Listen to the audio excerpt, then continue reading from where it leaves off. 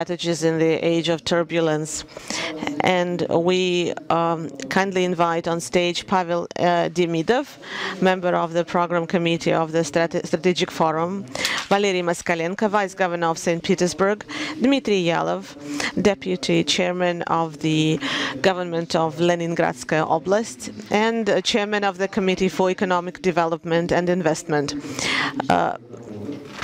Vladimir Anishchenko, President for the Center for Strategic Development, Victoria Panova, Pro-Rector of the Higher School of Economics, Russia's Sherpa in the Women's 20, and Andrei Tsarikovsky, Deputy Director General of the LSR Group.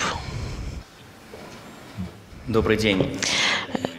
Good morning, dear participants. After these addresses, we proceed to the plenary session itself, titled, as you know, Strategies in the Age of Turbulence. And we did intend to talk about strategies. Strategies are very subjective, and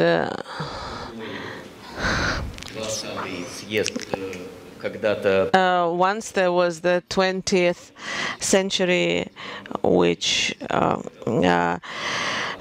acted against the personality cult. Today we are talking about this personality cult of those who create strategies. This year, in our plenary session, we have representatives of the local authorities, people who develop regional strategies, and representatives of the think tanks that help create strategies, come up with strategies, representatives of the business. They are not usually asked, their opinion, but once you ask them, you get interesting opinions, and we are turning to them more and more often because strategies are developed collectively.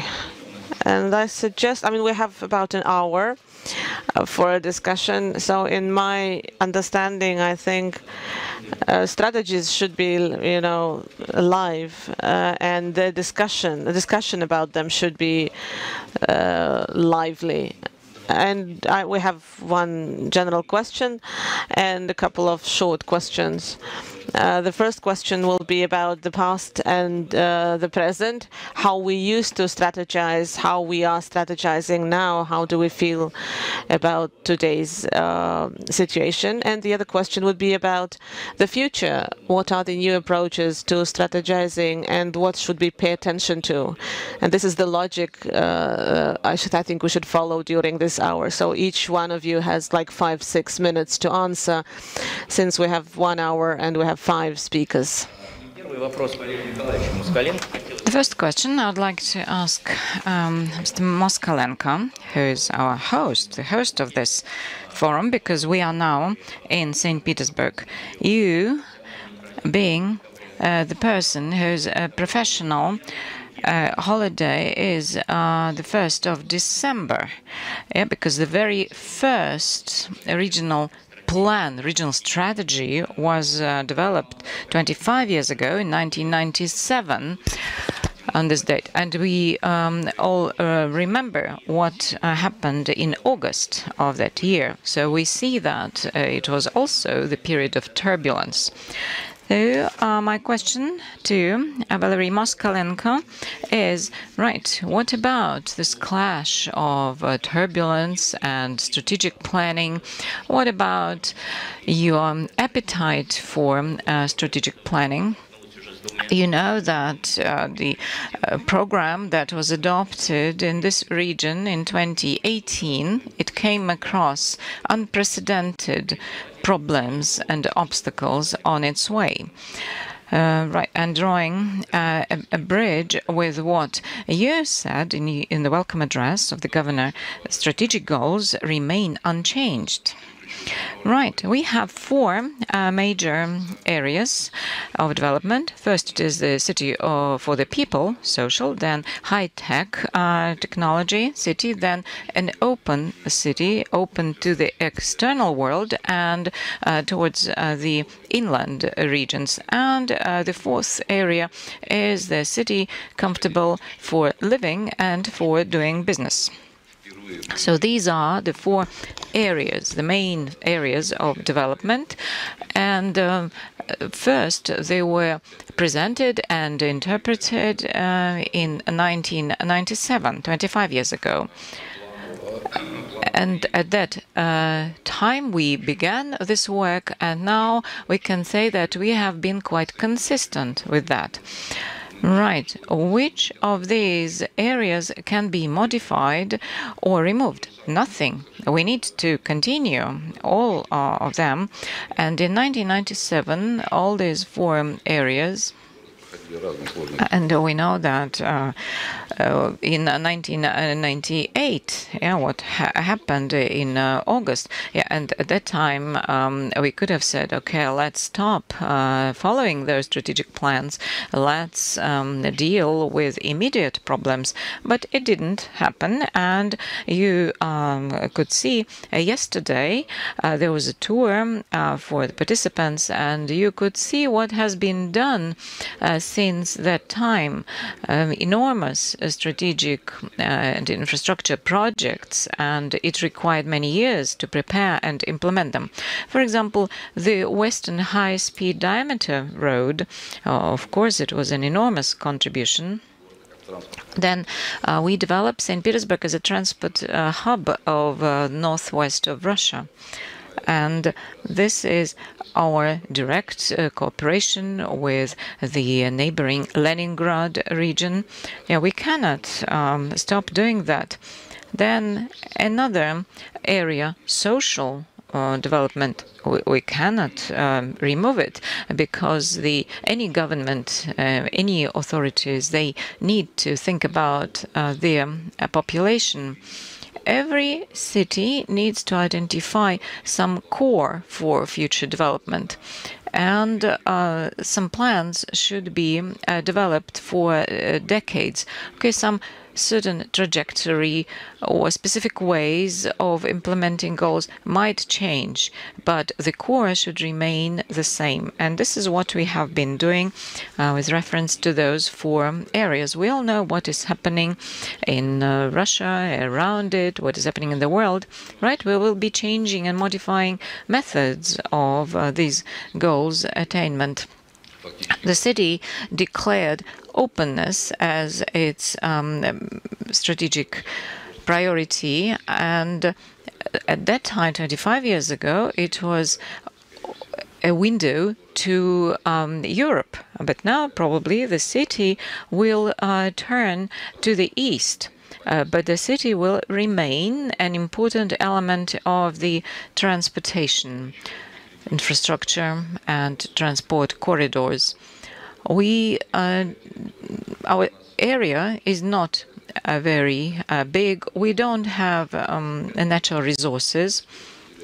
But what was identified as priorities 25 years ago, and the key element was human capital. And this is the main resource we should invest in. And we need to exploit this resource in a good sense of this word. And I'm speaking about the following.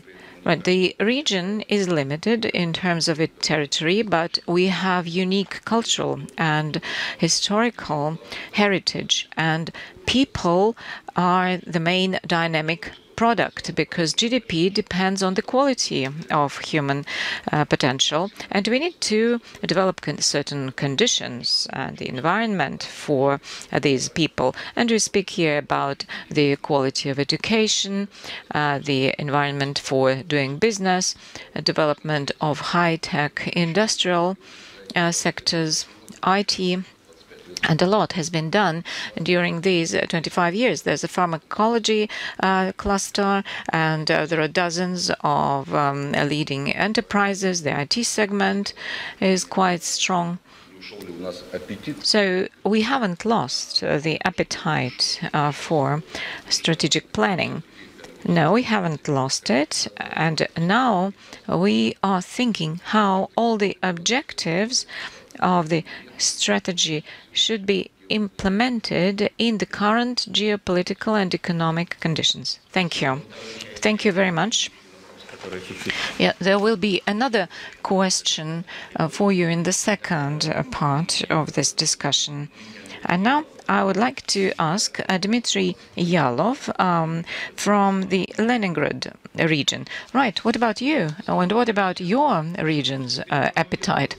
Right, thank you. I decided to change my statements slightly. And I would like to focus on a number of factors that are obstacles for strategic planning and a couple of factors that support the importance of strategic planning even in the turbulent period. My background is something that wouldn't prevent me from doubting whether strategic planning is important. If we speak about long-term perspective, what are the obstacles for it? When we live at the time of dynamic changes, we don't have certain elements of the formula. They are unknown, and we cannot focus on that. We update our strategy approximately every 3 years, and we did it last time in 2019, and we thought that in 2022 there would be a certain stabilization in the sphere of economy. Of course, when you are in a turbulent current and you are moving along very fast, it's hard to strategize. Another challenge at the regional level is relevant to the thing we discuss at the federal level. The space for regional planning is contracting. We know that one of the principles of the new public management is the ability of the subject of strategizing to have some space, to have certain range, to have certain freedom for it, and of course certain resources for strategic planning. We do understand that in the past 10 years, a certain vertical system of strategic planning has been developed. And if we focus our efforts on the May decree of the president, but then we have a narrow range or space for such planning. So there is, of course, the need to follow the federal needs and priorities. But if we try to focus on something else, there will be too many focal points, and it is hard to achieve. Definitely, I believe that there are even more factors that confirm that we do need strategizing. And what are these prerequisites? Firstly, certain industry-specific priorities are changing, but the territorial projection of what is happening in economy is not changing so fast. For example, if we look at the Leningrad region, all those aspects related to the neighboring regions, like St. Petersburg, they are of invariant nature, whatever is happening in the geopolitical area. Or, for example, development of housing and social and transport infrastructure on the border of our region with St. Petersburg. We'll have to focus our resources on this. One of the key priorities of our strategy is comfortable settlements and development of settlements with a comfortable environment.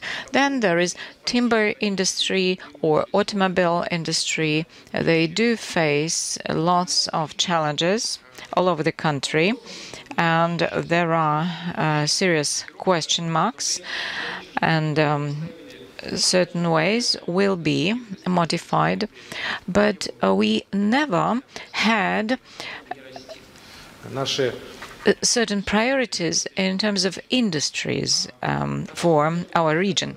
Our task was to create conditions for business development, and we left it for the business to decide which industries that could be.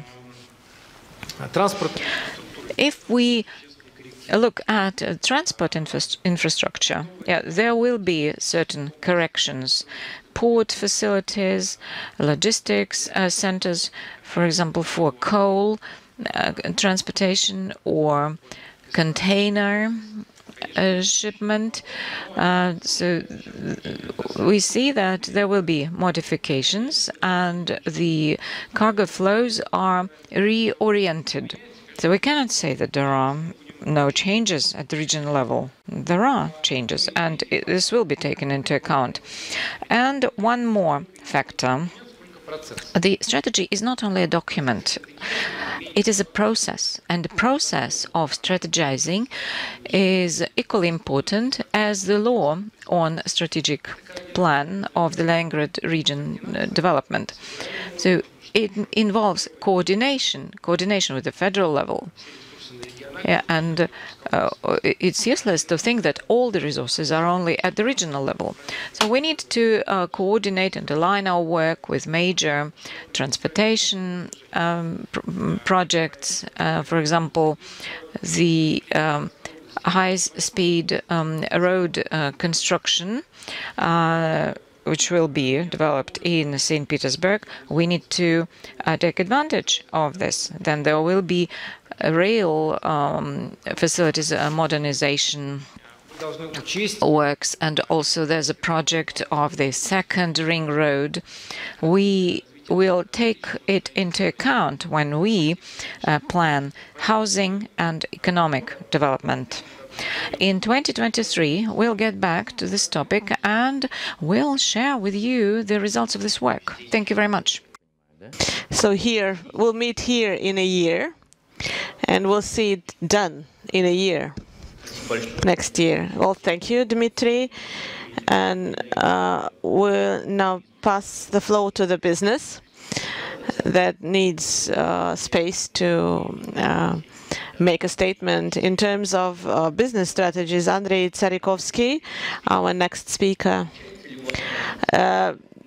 Is your position different? Now we've just heard representative of government saying the goals are very good. We don't want to reject anything, but we know that our resources are finite. Or in certain sense, we understand how we're working. In certain sense, we don't. Во-первых, мне хочется поблагодарить за то, что thank you for not giving me the last word. I mean, it is already a progress. It means that business is playing a larger role. Of course, I mean, our stand will be different from that of the authorities. If the authorities must take care of the environment, of the agriculture, of the ecology, of the environment, and only after that they have to take care of this themselves. You remember that the pilot in the airplane does not get a parachute. They need to keep going. Business, on the other hand, has to take care of itself without forgetting their responsibilities. If you remember, I mean, when you're on the airplane, you first have to put the oxygen mask on your child and only on yourself, and only then you have to take care of the others. But you should understand that there are people who have to put oxygen masks on millions of people, but that's the path they chose. But to be honest, I mean, why is it happening this way? We need to ensure sustainability of our businesses. A business can be socially responsible only when it has an opportunity to do so, and it can only do so if it is sustainable. And when we form a strategy, we usually work on long-term strategies. If the strategy is changing all the time, and you can develop modules for your strategy, and some modules will, fade in the background. Some other modules will be moved forward. We follow a couple of principles in our strategy. First and foremost, we've always taken care ensuring our business. We wanted our business to be conservative. A risky business is a good thing, but if a company wants to survive, its business has to be conservative. So we've always been following a pretty conservative financial policy, and we pursued a pretty conservative approach towards our projects. We also strived for diversification of our business. Of course, I mean, you can invest in one kind of business and reach success, but then lose it all in the changing circumstances. And I mean, we're developers. We're in a development business, and we have our own plants. We manufacture bricks, we concrete, we mine. This year, for example, when there were some difficulties with resources, we even have a fleet that mines for sea sand. We have various projects, we have new projects, so we take up projects that were probably not typical for developers' business. We launch a lot of resort projects, for example. We've been launching resort projects recently, and it expands our opportunities. We're now looking at what is going on. We see what demands people have in terms of building houses, and we have a project in Yekaterinburg. We are building residential houses in Yekaterinburg using our own materials and self-manufactured materials. So we are following this healthy, conservative path, diversification, and looking for new opportunities. These three strategies are very good for business to survive, and I think you could rely on those. Thank you, Andrei Yuryevich. You started by saying that you're different from the authorities, but you ended up telling us, showing us some very typical strategies for the government. Being conservative and looking for new opportunities. We are now turning to think tanks. When we're talking about strategies, we seldom see women in this business, so to say. But we know that Victoria Panova has worked with BRICS and with G20. What is your take on how the world is now reacting to the turbulence, and maybe we could learn something from the international experiences? Thank you, Mr. Demidov. I will react to what Andrei Tsarikovsky has said. It is, if we're not only looking into think tanks and education, we may claim that education is the basis for future strategizing, for growing people who are going to work in business, both in business and in the government. But let's go back to the strategy issues. In the current situation, we may talk about three various dimensions of planning: operative, tactical, and strategic planning. If we look into strategic planning,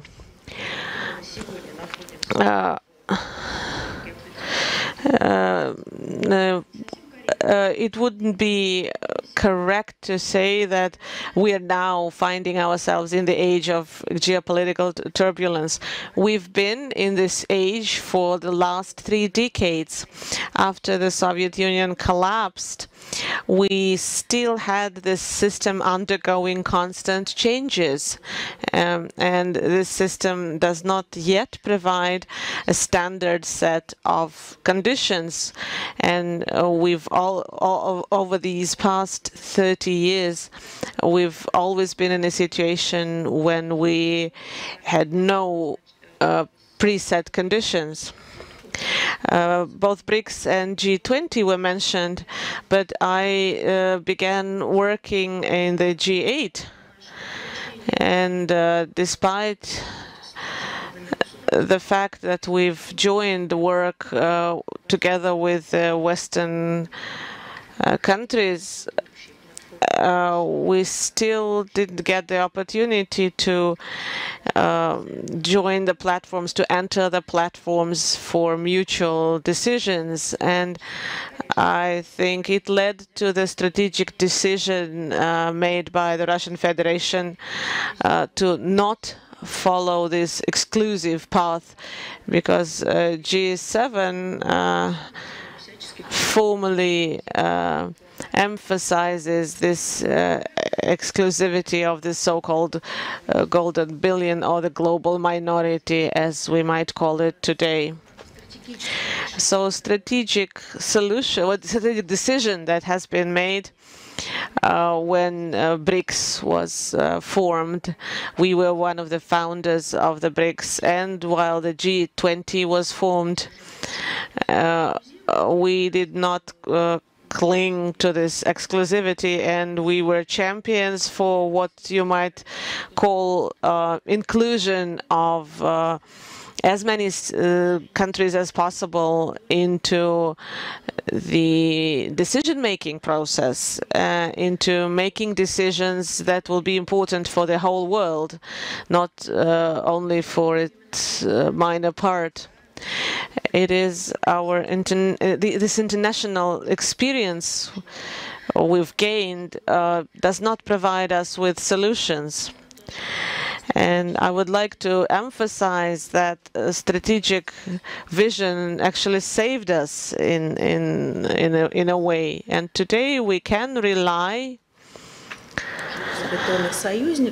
not on our maybe allies, but on countries, on BRICS countries, on some countries from the G20. And this will enable us not to be isolated, and despite certain limitations and nuances, carry on with the projects that allow us to keep implementing infrastructural decisions that my colleagues talked about. If we're talking about outcomes, results, we're talking about large Eurasian partnership, BRICS plus. A lot of countries are members of the big Eurasian partnership. It's an inclusive format, and all these countries can interact. And this is where we talk about, for example, transport infrastructure, and it's not only that you can make it to a resort, but we help businesses to keep in touch, and we ensure humanitarian contacts, we ensure business contacts. So strategic decisions, they will be defined properly. If we're talking about BRICS, we see this strategy of being constructive. It's not only about inclusivity, it's also about being efficient, and we're not only thinking of ourselves, of the 5 countries. We see an interest from other countries after the summit. The G7 and the BRICS summit. After BRICS, we see applications from Iran, Argentina, and Saudi Arabia, and Turkey, well, on a different level, but nonetheless, they want to join. And so we need to combine this inclusivity and effectiveness. We retain our standpoint on the inclusion of the global majority, but the important part here on each level is to think how we keep being efficient and inclusive at the same time. And this is what we found important. Well, COVID was only yesterday, and we remember talking about global challenges, climate challenges, sustainable development goals, and we thought that G20 and the UN uniting states, various states to face the global challenges. Well, COVID has already shown us that there's no understanding of the unity of goals. So egoism still dominates the approach we see coming from the countries, from the richest countries of the planet. And we see it growing exponentially. Food security, energy security, world health problems remaining there. And in terms of operative and tactical level, we need to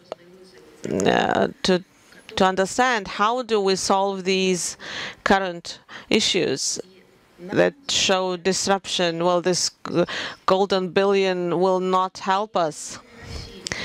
It will not help. I mean, it's not an aid. Not for Russia, not for China, not for India. Not everybody is ready to get into conflict with this global billion, and probably this is not what we need.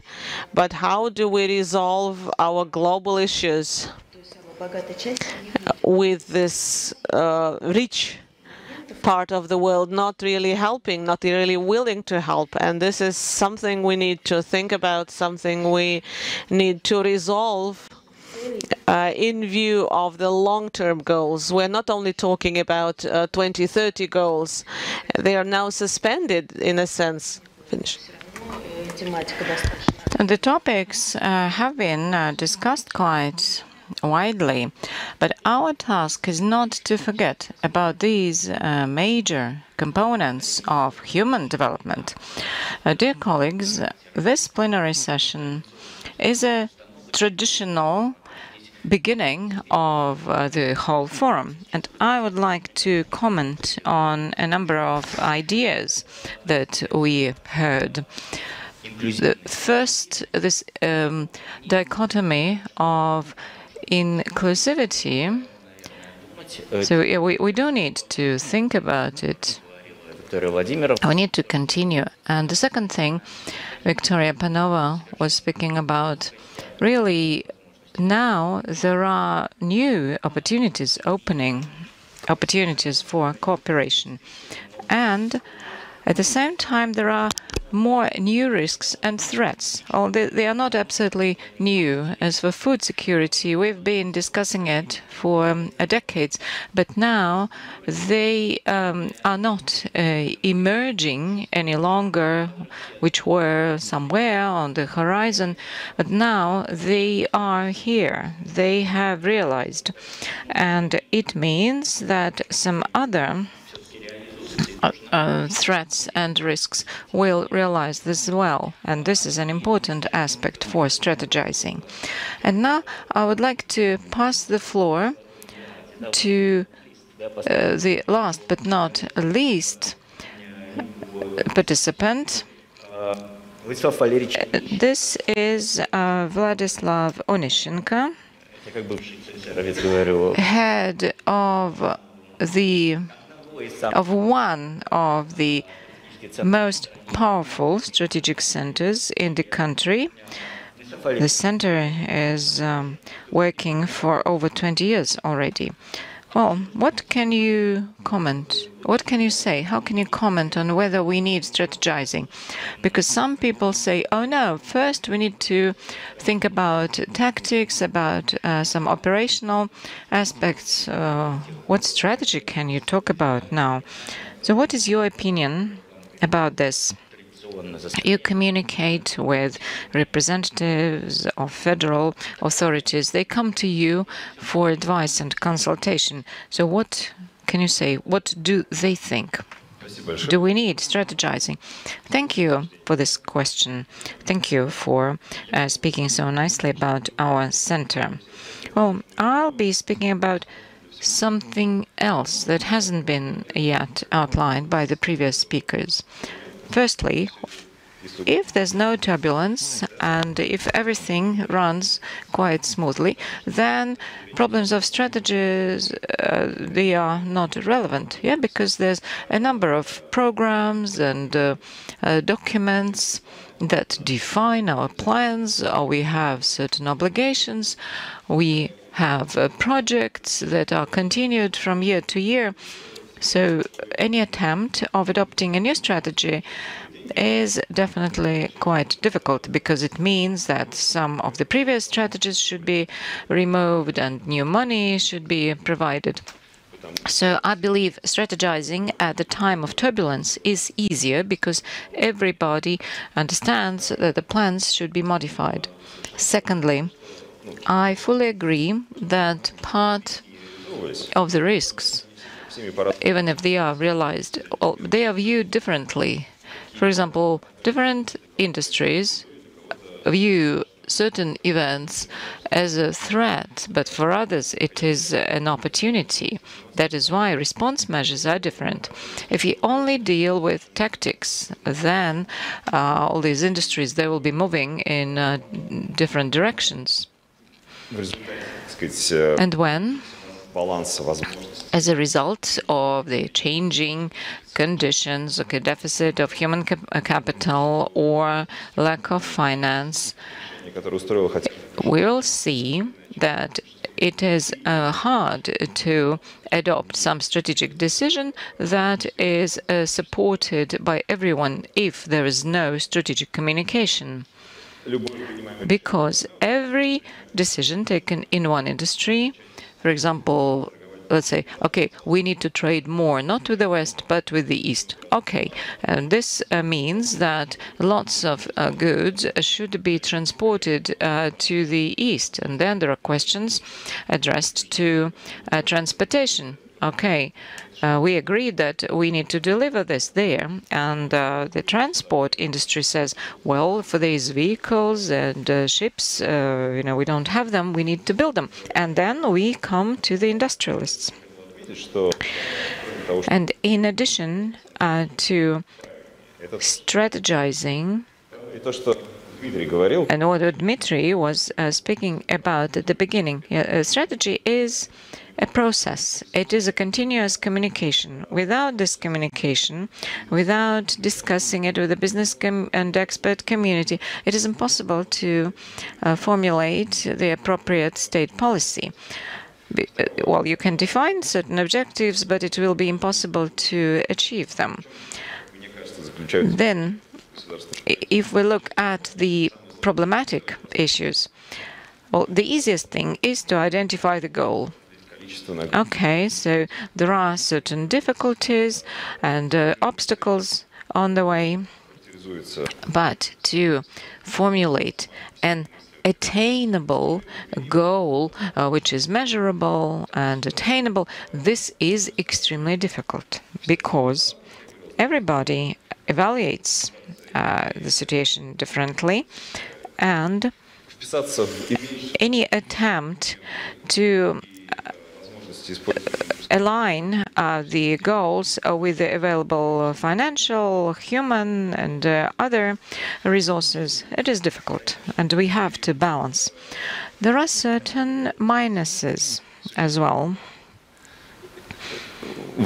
At the time of turbulence and changes, we face the lack of data, and the current policy is clear, okay, but it doesn't make the situation easier.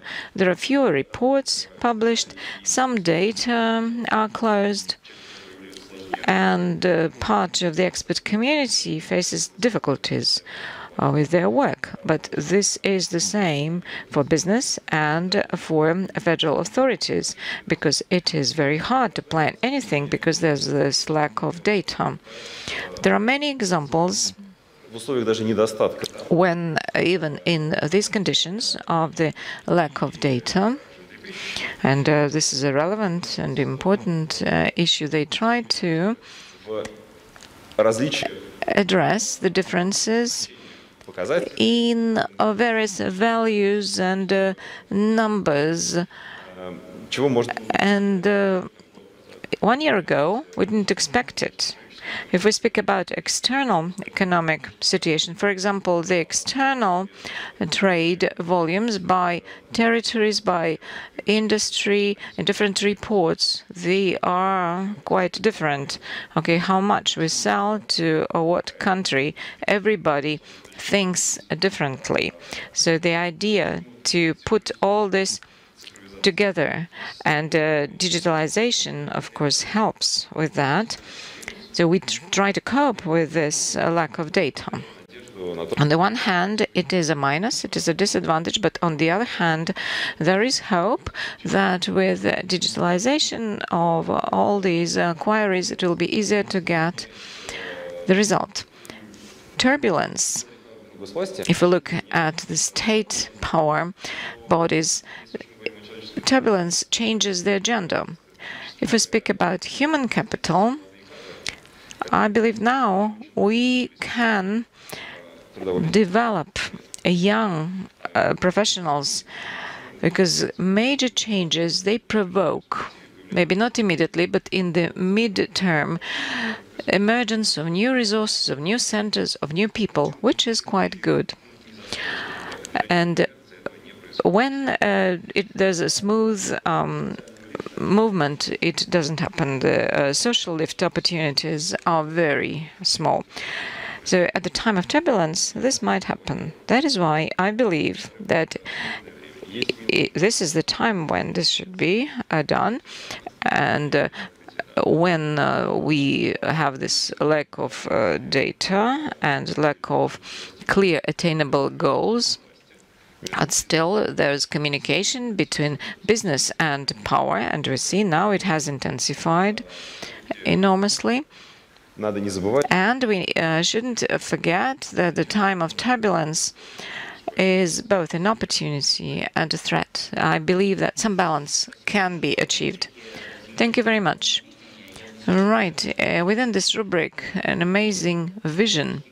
Yeah, I should say that human capital, this is what we began speaking about during the third or the fourth minute of this discussion.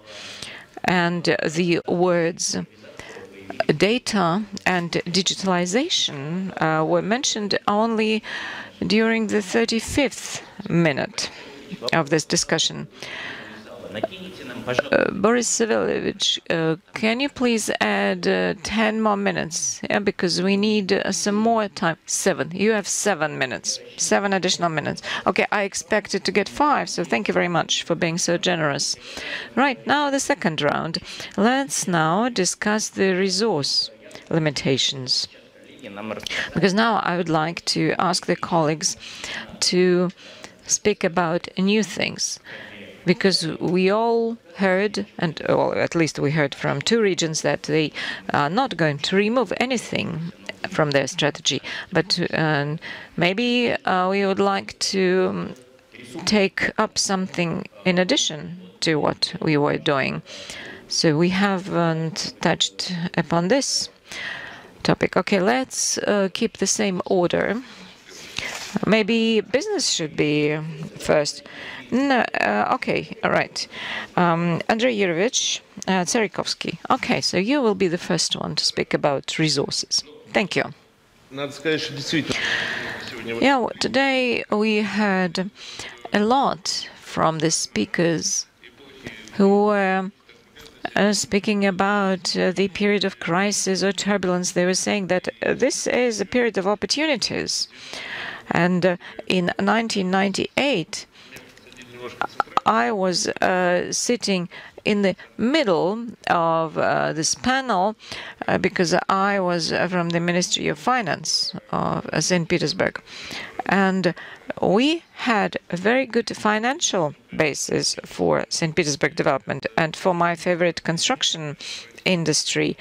At that time, we saw the revival of its development. So in 1998, it was the revival of the Russian construction industry. So that was a great opportunity. In our activities now, we see enormous opportunities. For example, 2020, 2022. So we see that we have a new tourism flows, and resorts and hotels are being developed. And now we have a Sestroretsk resort cluster, and Sochi is another example. So someone loses, someone wins. So we need to look for opportunities. But for this, we need possibilities to implement them. And at the time of crisis, it is important to have some cushion, safety cushion, financial cushion, and then it should be spent on these new opportunities. Thank you. Thank you very much. I'm not going to comment straight away. Okay, to have some diversity. Now I would like to pass the floor to Dmitry Yalov. Okay, the realistic assessment of the figures we are analyzing shows that there will be fewer resources. It means that we need to prioritize all expenditures. Strategy is not about priority, but it is about what we have to reject, because we can have an endless list of excellent priorities, but more difficult from the political or management perspectives to remove something. All right, and if, for example, we speak about infrastructure construction, okay, but it works only if there is some multiplying effect. If you invest into infrastructure that does not create new industrial projects or new residential projects, does not provide a multiplying effect, it means that we are not using this limited resource base effectively. I do believe in the future. I'm optimistic as a person, and even in this difficult situation, I have recently delivered a lecture about crisis being time of opportunities, and like tourism for Leningrad region, for example, could be a driver of economy, and agriculture is doing pretty well. we have a lot of demand for industrial real estate and facilities, and we have changes in demand. There is less demand for commercial real estate, but we have more demand for industrial facilities. So we need to define what we remove from the list and what we focus on. So you have removed something from the list. Well, we have to. We need to complete the construction, and we're not really launching new ones. The new projects, because I mean, once you're in development, you construct something. If you haven't completed it, it's not working. But you have made your decisions, and you're not starting new objects. Yes, it has been reflected in our programs. It's a fact.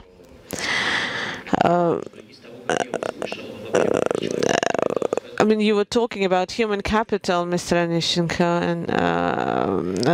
and my question is to Valery Moskalenko. You have mentioned human capital. We won't have deficit in resources in St. Petersburg. We're facing a different challenge. We have a number of economic indices like investment share. It is different for each region, but as for St. Petersburg, I think that the city has to shift from simple investment to complex investment, investing into industries, and I think it's industrial investment. By industrial investment, we mean high-tech manufacture, and since the logistics has been broken or ruined, we are not receiving machines from abroad. It opens up opportunities for the local manufacturers, and we need to change the rules of the game. If the state is realizing offset contracts, replacing them with state-run contracts, we don't have our state corporations, national corporations like Rostech or OSK. I'm not talking about military corporations. They need to have offers for industrial investment and industrial cooperation. They need to place commissions, to place orders. They are the main commissioners, and it shouldn't be their will or their whim. It should be their responsibility to place such offers. Only 6 or 7 contracts have been implemented in Russia, and I'm talking here about manufacturing pharmaceutical products, and this is what we mean by import substitution or import phase-out. We're not sending our offers abroad. We give jobs to the people, and we produce products for the people. For St. Petersburg, I mean, for 40% of the country's region, I'm talking about industrial centers. This is the goal they should strive for. I mean, this is their most important goal. It will help to resolve the deficit. It will help to, as for the resources we need for that, we need to rebuild internal links between state corporations, and we need to follow up with the policy in terms of perfecting the quality of the human capital, pardon my official language. And this implies changes in education and improvement of education. Vladislav Anishenko. Well, in my opinion, we will have to remove certain projects from the list. and everything is connected with everything in economy. So if you reject something, it means that I mean it follows down the ladder, and resources are scarce. That's true, but we need to redistribute the resources in a proper way. We started talking about human capital. If you offer new jobs to people, it doesn't mean they're going to start working right away. You need to train them, retrain them. You need money for that. I mean, in case we have some. You can allocate money. This money comes in November, December, and they're not spent during the first and second year. They go back to the budget. They return to the budget, and all these issues or problems, they have emerged all of a sudden, and the solutions in terms of time horizon, we're talking about long-term solutions, and we'll have to remove something from the list. Victoria Panova, again, what are the priorities? What should we forget? What should we take aboard? We're talking about human resources in my case, which is, I mean, probably simpler for me. Colleagues claim that it's a crisis and an opportunity at the same time. And with all the strategic priorities, we were talking about the, turning to the east, the Oriental shift. Despite this whole agenda, we were moving slowly, and we are always slow to react. And it was developing slower than it should have been developing. And both human resources and the quality of the development, we shouldn't be probably looking up to the West all the time and try to align with the West. Well, we did borrow some best practices, but we've often underestimated the trends in the East.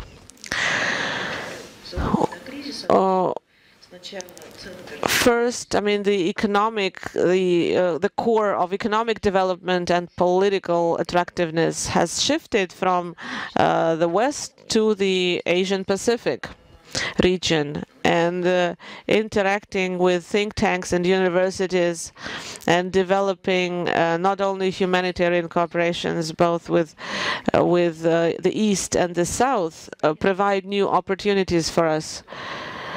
Well, our personal contacts, they do remain. Institutional contacts are broken or suspended, but we have this huge space in Asia, in Africa, that they both have the largest percentage of young populations.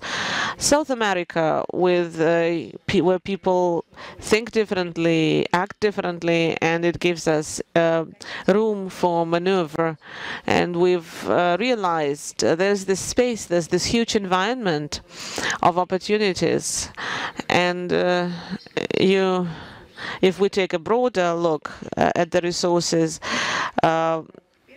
sustainable development goals, let's take those. The countries of the global majority are aim to ensure economical stability and human capital development. And here we have also see opportunities to join these networks. And we're not talking of Western networks. We're talking of the networks formed by those countries that are developing fast, that we're not begging for being allowed to join. We are of interest for those Asian and Latin America regions. I think we are. It is here where we can find opportunities, and even if we're not talking about resources, I just wanted to clarify this Sustainable Development Goals topic that has always been an important topic for the Strategic Forum. The Sustainable Development Goal, does it still stand during the age of turbulence? Well, sure. We're talking about overcoming poverty. We're talking about overcoming starvation. And food security is one of the key topics here. Russia remains to be a responsible supplier in this respect. Agriculture is one of the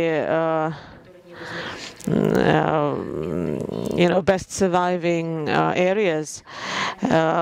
Education, women's rights, infrastructural developments, both on land and in the sea. And the 17th goal, development of international partnerships. BRICS summit featured 13 countries, and we're talking about dialogue between equal partners. Mercosur and BRICS, these partners interact within various formats and find ways to develop the goals that are important for each country. Each country finds the goals that are important for them. And one more question. In the age of turbulence, you have to adapt your strategies all the time. And since we started talking about human capital, let us do an experiment. Imagine each and every one of you has to develop a strategy, federal or regional strategy. Some of you will find it easier to imagine. Well, you're starting from a scratch. All of a sudden, you have to develop a strategy, and you need to hire someone who will, do this strategy, who will create this strategy. What are the competences? What are the qualities you'll be looking for in such a person? How will you select those people, and what will you want them to do? I mean, how long-term or short-term this strategy should be? What are the competences, and what will be your message to these people? I do understand that this is a new exercise, so now I'm pretending that I'm choosing who is going to speak first. Maybe there are volunteers. Yeah, I'm always ready to begin. Thank you. To begin a discussion, I would like to emphasize one quality of the strategist. It is being open to anything new and some non-standard approach in thinking, because all officials, we can explain very well why we cannot do something. Yeah, but what important aspects are required for a certain program? Yeah, we can cope with that. But some disruptive ideas, thinking outside the box, thinking about the whole perspective of the country or of the world. And this is actually one of the main reasons why we have, for example, in our team, lots of people from various strategic centers, but we always invite external experts. And as for timing, you know, there are two dimensions. First of all, every strategy should be quite long, for 10, 15 years, and the action plan. The action plan should be flexible. It should be from 1 to 3 years. This corresponds to budget planning. Thank you. Thank you very much, Dmitry. Now, Andrei Yurievich. Yeah, you asked an interesting question. You know, in the evening, yesterday, I was watching Formula One, and it was they were speaking about Plan A, Plan B, Plan C. So I would like to find a person who has different scripts of development, and like in a race, when we don't have much time to change from one plan to another. So this person should have these different plans, and so that they could quickly switch from Plan A to Plan B. And like in a race, you know, they should remember that in addition to those three plans, there should be Plan F, Forsage, fast forward. Okay, thank you. Right. Okay, we are moving from the right to the left. You know, I believe both qualities are very important. And right now it is hard to say what is more important and what is less important. We need to compare different options.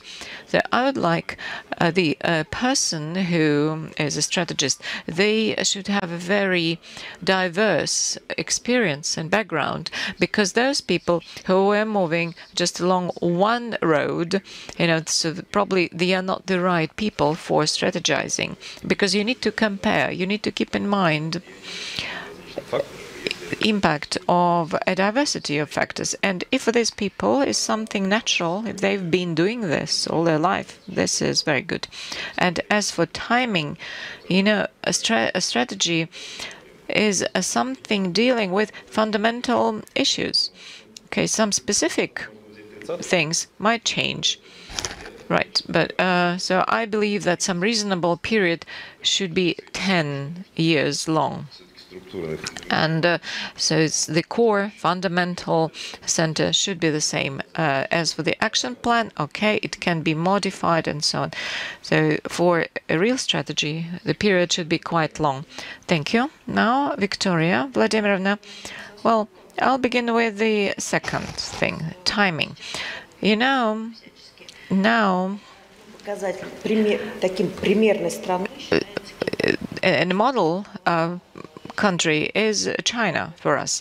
Okay, they managed to break forward, and they have the horizon of planning